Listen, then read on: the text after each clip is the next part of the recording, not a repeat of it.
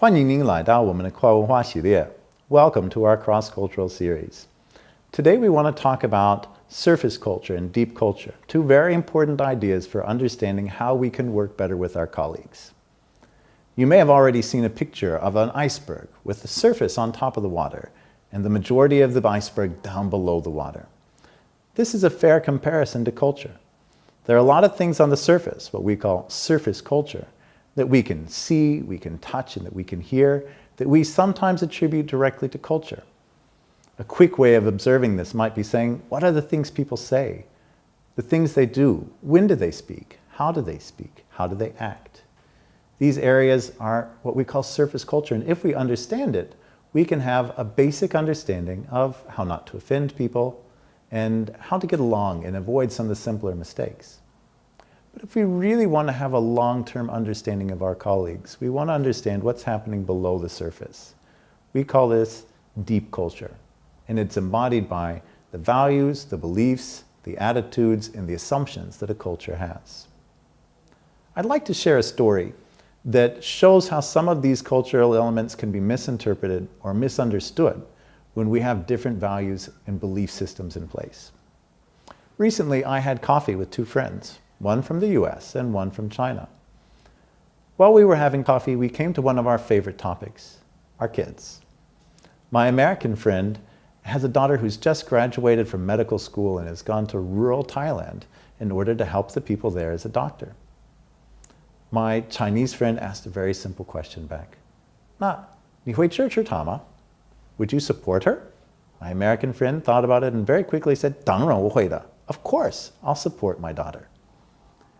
Both sides thought, wow, that was easy. We both really understand what's going on. However, they completely missed each other's points. For my American friend, to show support means to enthusiastically support from your heart and support with your words, to show that you're ready to be a supportive mother. From my Chinese friend's point of view, to support meant not only to support with your heart, but also to support with your wallet by sending a little bit of extra money to Thailand. These two points of view were not very clear to each other, but when they said they supported their daughter, it was a very different meaning.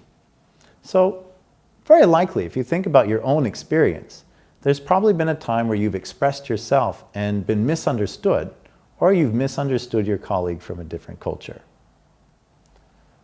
It seems to me that deep culture can be represented in three key areas of the workplace. The first is how we communicate, whether it's how we share words or ideas. The second is how we make decisions, particularly when we're looking at how to look at a timeline or a project.